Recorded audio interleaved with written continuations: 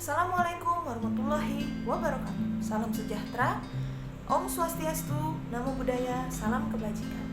Perkenalkan, nama saya Wilda Septiliana. Saya adalah mahasiswa Fakultas Hukum Universitas Tarumanegara. Pada hari ini saya ingin menyampaikan tentang mata kuliah hukum pidana. Materi pertama yang akan saya sampaikan yaitu hukum pidana.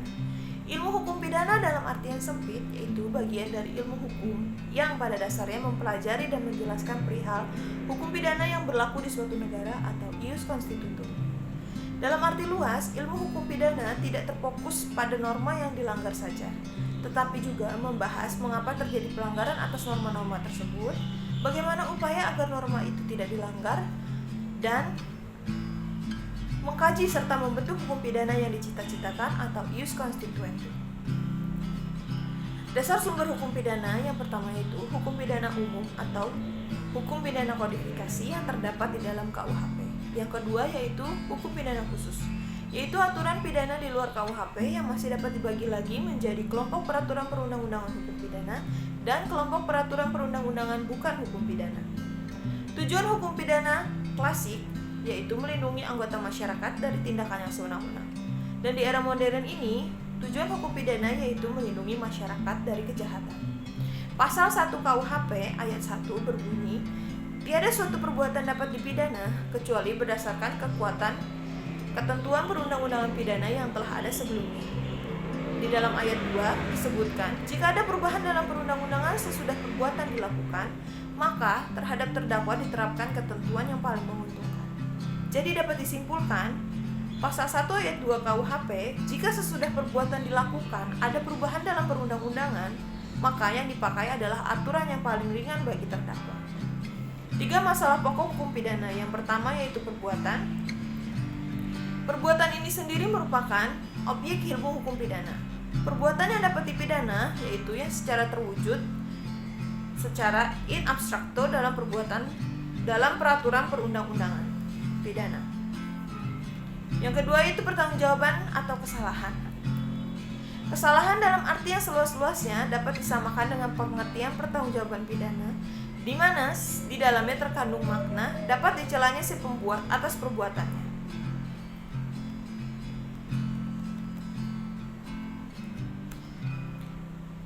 Kesalahan dapat dibedakan dalam dua bentuk, yaitu kesalahan dalam bentuk kesengajaan dan kesalahan dalam bentuk kealpaan.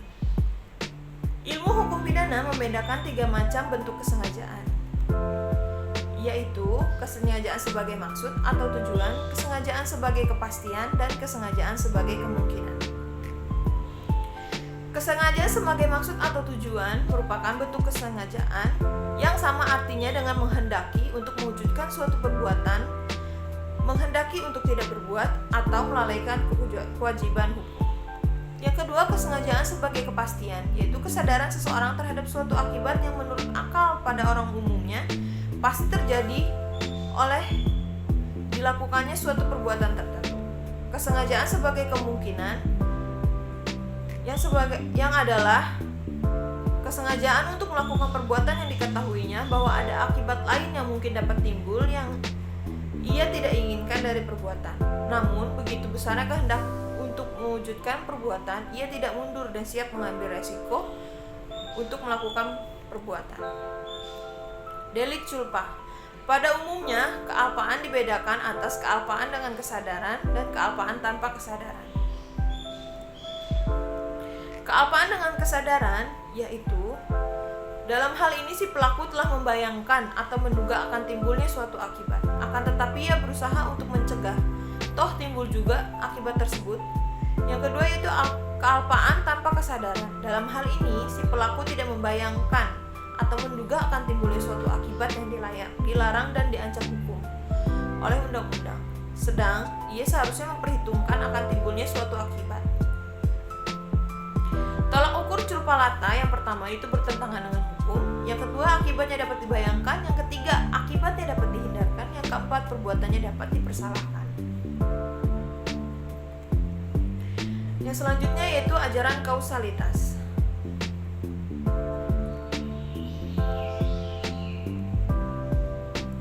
Ajaran kausalitas dalam ilmu pengetahuan hukum pidana dimaknai sebagai suatu ajaran yang mencoba mengkaji dan menentukan dalam hal apa seseorang dapat dimintai pertanggungjawaban pidana sehubungan dengan rangkaian peristiwa yang terjadi sebagai akibat rangkaian perbuatan yang menyertai peristiwa-peristiwa pidana tersebut.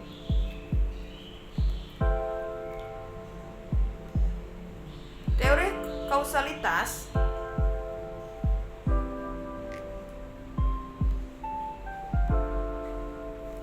ada 6, yaitu teori syarat mutlak, teori mengindividualisir atau teori khusus, teori menetralisir atau teori umum, teori keseimbangan atau teori adekuat dari von Fries, teori keseimbangan objektif dari Dumoulin, dan teori relevansi dari Metzger.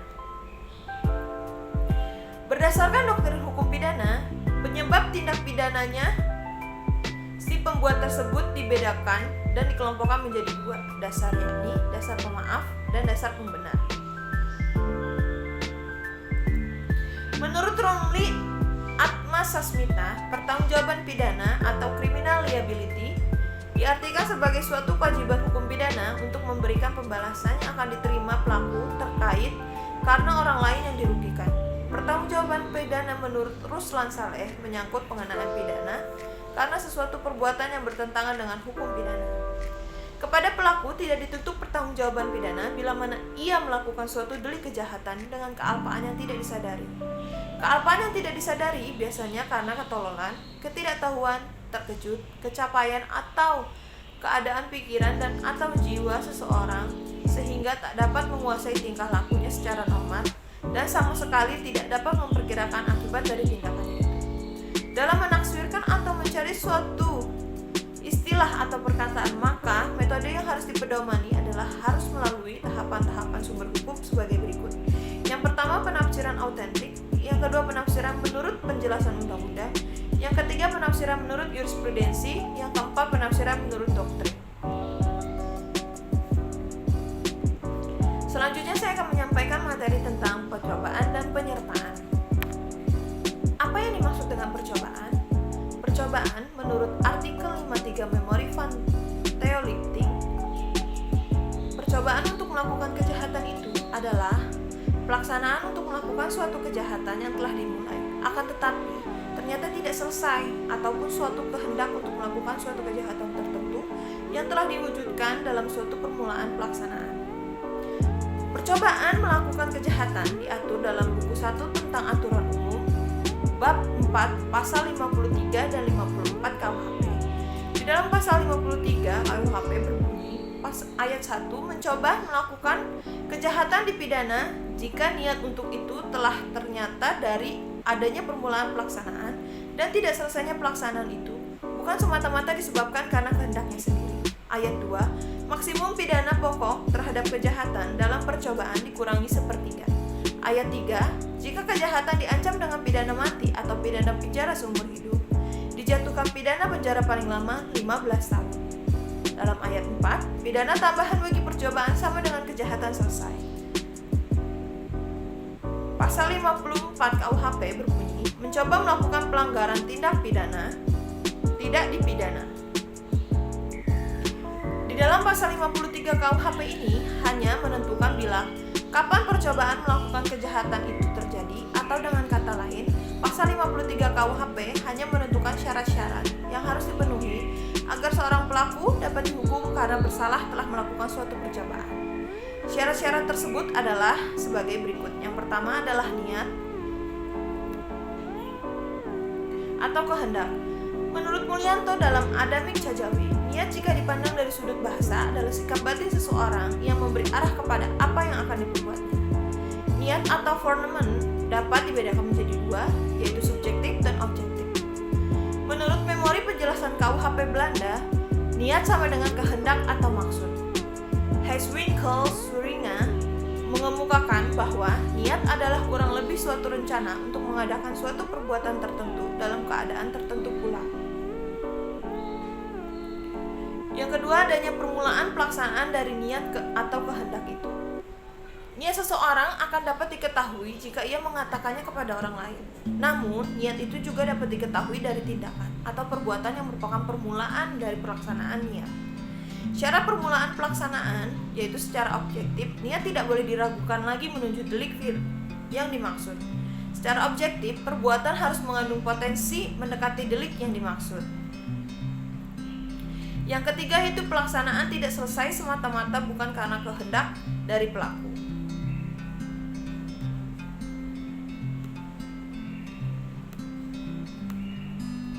Yang selanjutnya yaitu penyertaan.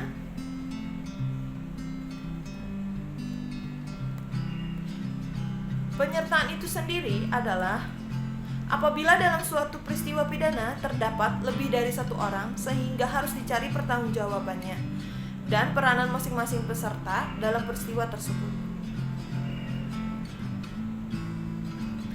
Hubungan antar peserta dalam menyelesaikan tindak pidana tersebut adalah bersama-sama melakukan kejahatan. Seseorang mempunyai kehendak dan merencanakan suatu kejahatan, sedangkan ia mempergunakan orang lain untuk melaksanakan tindak pidana tersebut, serta seorang saja yang melaksanakan tindak pidana, sedangkan orang lain membantu melaksanakan tindak pidana tersebut. Penyertaan menurut sifatnya, yang pertama yaitu bentuk penyertaan berdiri sendiri, di mana mereka yang melakukan dan yang turut serta melakukan tindak pidana, pertanggungjawaban masing-masing peserta dinilai sendiri-sendiri atas segala perbuatan yang dilakukan. Yang kedua yaitu bentuk pernyataan yang tidak berdiri sendiri, pembujuk, pembantu, dan yang menyuruh untuk melakukan tindak pidana. Pertanggungjawaban dari peserta yang satu digantungkan pada perbuatan peserta lain. Apabila peserta satu dihukum, yang lain juga.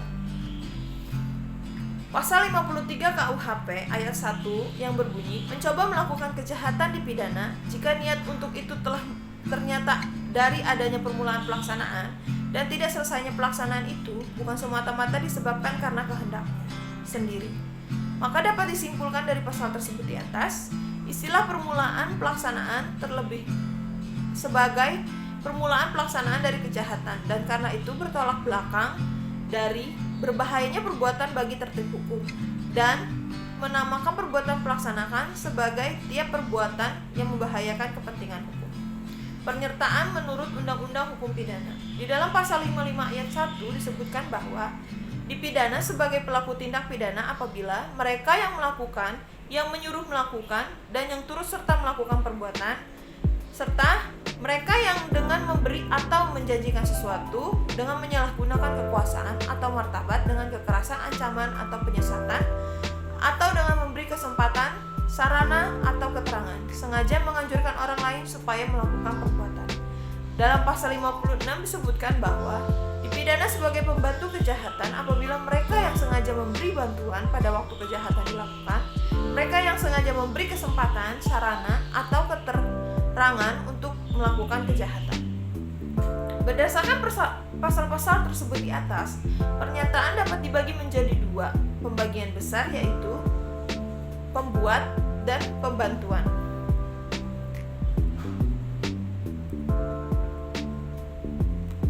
Di dalam pembuat yang terdiri dari pelaku atau plager, orang yang menyuruh melakukan atau downplager, atau penganjur utiloker, orang yang turut serta made-plager. Sedangkan pembantuan yang terdiri dari pembantuan pada saat kejahatan dilakukan dan pembantuan sebelum kejahatan dilakukan. Baik, mungkin cukup sekian materi yang dapat saya sampaikan. Kurang lebih apa yang saya sampaikan akan menjadi bahan pengajaran bagi yang menonton video ini. Sebelumnya saya mohon maaf apabila ada kesalahan kata dari saya dan apabila penyampaian saya tidak berkenan, saya memohon maaf. Terima kasih sebelumnya. Selamat sore.